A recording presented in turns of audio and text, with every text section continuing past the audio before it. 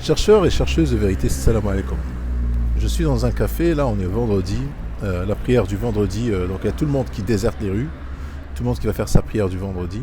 Comme vous savez, moi je fais pas de prière de vendredi, c'est pas dans le Coran. Salat al-Jumu'ah, c'est-à-dire le jour du rassemblement. Euh, Ce qui est amusant, c'est que quand il y a les matchs Real de Madrid avec Barcelona, tu vois tous les cafés remplis en train de regarder le match. Et même si l'Adan il est là, l'Adan pour faire la salat, il n'y a personne qui se lève, il continue le match jusqu'à la fin. Ou Allah, quand il dit Ida nous dit les salats, c'est min yawm al-jumu'ah, c'est le jour du rassemblement, quand vous vous rassemblez pour un événement. Par exemple, quand il y a un match, ça coïncide avec la prière. Jumu'ah, ça ne veut pas dire vendredi. Bon, vous verrez ma vidéo. Bref, ce n'est pas le sujet. Nous allons continuer la saga de Adam. Pourquoi est-ce que Adam, il a. D'ailleurs, aujourd'hui, on va parler de Adam. Est-ce que Adam, il a une âme? Est-ce que Allah, il lui a insufflé de son âme ou il a insufflé de son esprit, c'est-à-dire de son savoir? On va voir, on va poser la question au Coran. Le Coran, il va nous répondre. Il est là pour ça, le Coran. Il est là pour répondre à tes questions. Bon, il faut déjà définir, comprendre que tous les traducteurs, confondus, tous les traducteurs qui ont traduit le Coran, ils ont tous dans leur esprit que Adam, il a été créé par Dieu de ses mains et que Dieu, il était inerte, que Dieu a demandé aux anges, selon un hadith, qui lui rassemble de l'argile et Dieu, il a rassemblé, il a façonné, il a donné une forme. Ensuite, et il lui a dit kun fayakun, il lui a insufflé son âme et puis il est devenu vivant. Donc il va traduire le Coran à partir de ce dogme-là. Ils vont traduire le Coran à partir de ce dogme-là. Et du coup, tous les mots seront faussés. Un nafs ne veut pas dire ruh. D'accord. Nafs ne veut pas dire. Nafs, ça veut même pas dire la vie. Al-hayat, ça veut pas dire hayat. Un nafs veut dire âme. Un nafs veut dire âme. Donc pour finir cette saga sans parler de âme ou de ruh, parce que c'est très important dans le puzzle, ça serait comme une femme sans parfum. Il faut rajouter cette petite touche de finition qui est très importante. Je ne suis pas perfectionniste, mais comme ça vous avez une idée globale du sujet. Qu'est-ce qu'il dit Allah dans Surat Al-Isra, verset 33?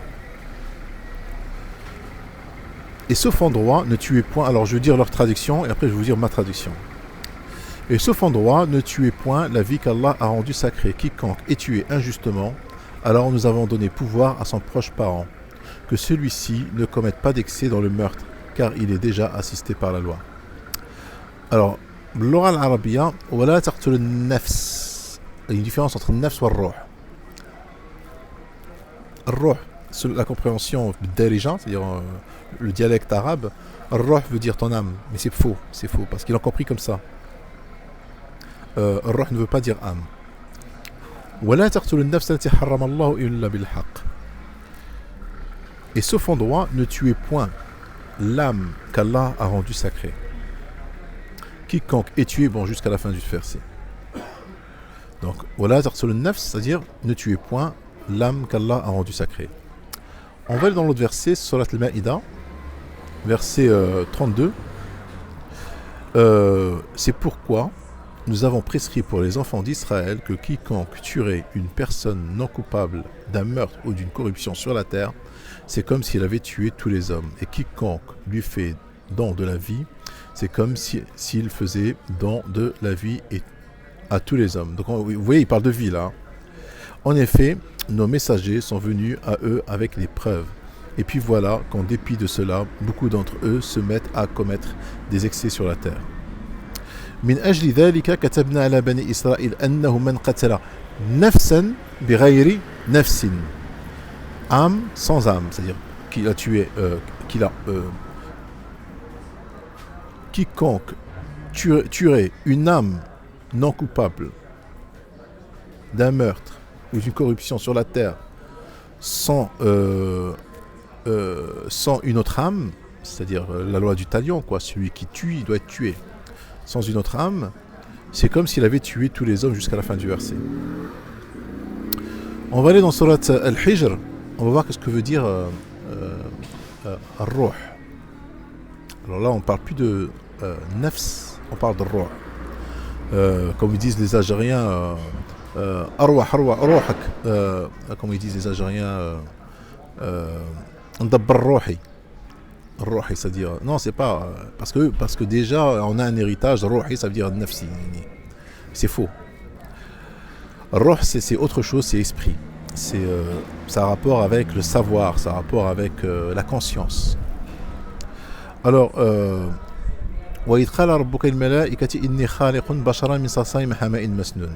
et lorsque ton Seigneur dit aux anges, je vais créer un humanoïde, pas un homme, un humanoïde, c'est-à-dire un homo sapiens ou un néandertal, d'argile, criselante, extrait d'une boue malléable. Vous allez voir plus tard, je vais sortir un autre verset. C'est-à-dire que l'humanoïde, c'est pas lui qui l'a créé directement d'argile. Avant lui, il y a eu des autres créatures d'argile et lui, il est venu juste il est juste le fruit d'une évolution en fait. Même le premier des Homo sapiens, hein, des Homo erectus.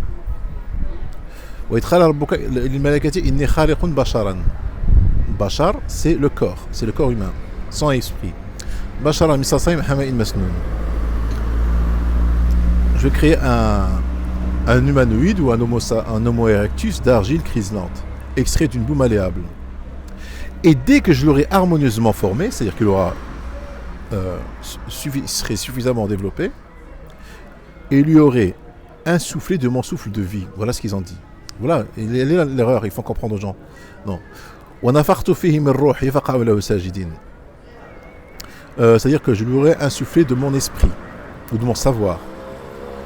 Jetez-vous alors, procédant devant lui.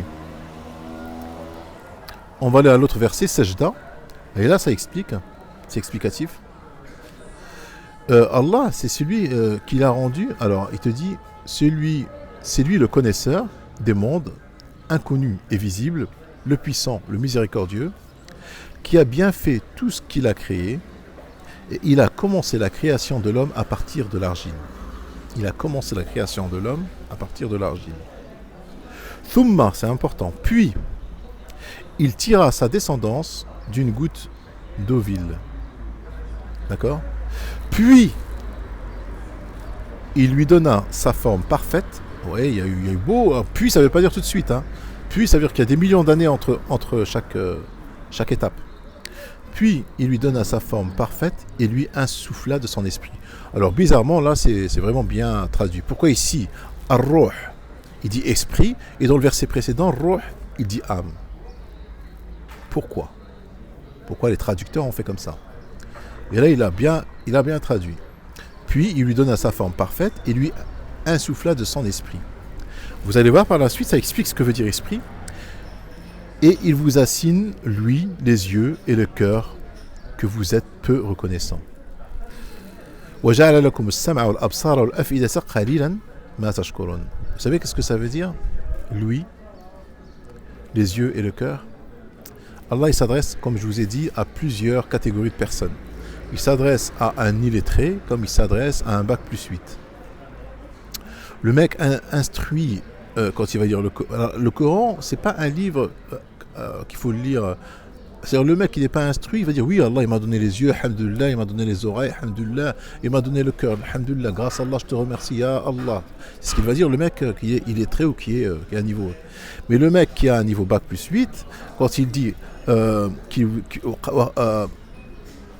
وَجَعَلَ لَكُمْ السَّمْعَ وَالْأَبْصَارَ وَالْأَفْئِدَةَ, ça veut dire qu'il vous a donné la capacité à raisonner, à réfléchir, que vous ayez conscience de votre existence et que vous êtes un être intelligent, un être évolué, un être capable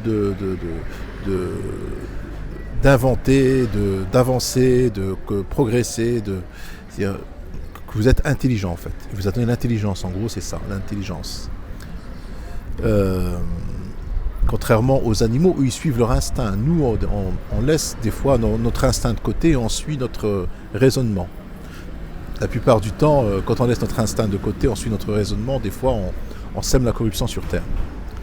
Bref, c'est pas le sujet. Mais c'est ça le ruh. C'est ça le ruh. Ar-ruh, c'est ça. C'est-à-dire, وَجَعَلَ لَكُمْ السَّمْعَ وَالْأَبْصَارَ وَالْأَفْئِدَةَ. Il n'a pas dit wal-basar. أَفَلَا تُبْصِرُونَ. أَفَلَا تُبْصِرُونَ, ça veut dire ne voyez-vous pas avec votre esprit. Il y a le mot voir, en français on dit voir ou regarder. أَفَلَا تُبْصِرُونَ, c'est-à-dire ne voyez-vous pas. Hein. Al-absar, en plus il te l'a dit en pluriel, ça veut dire la capacité à voir, la capacité à imaginer. Donc c'est ça le ruh. Le ruh, c'est la capacité à voir et à imaginer. Alors il a donné ça à Adam. Adam il ne l'avait pas avant. Adam c'était un homme parmi d'autres dans sa caverne en train de chasser des gibiers. Il a découvert le feu, donc il faisait cuire sa viande.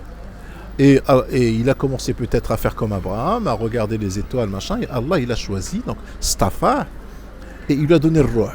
Il a donné ce coup de pouce supplémentaire pour qu'il commence à prendre conscience qu'il est la créature d'un créateur, et ainsi de suite. Et voilà. Donc, en conclusion, je ne vais pas être trop long.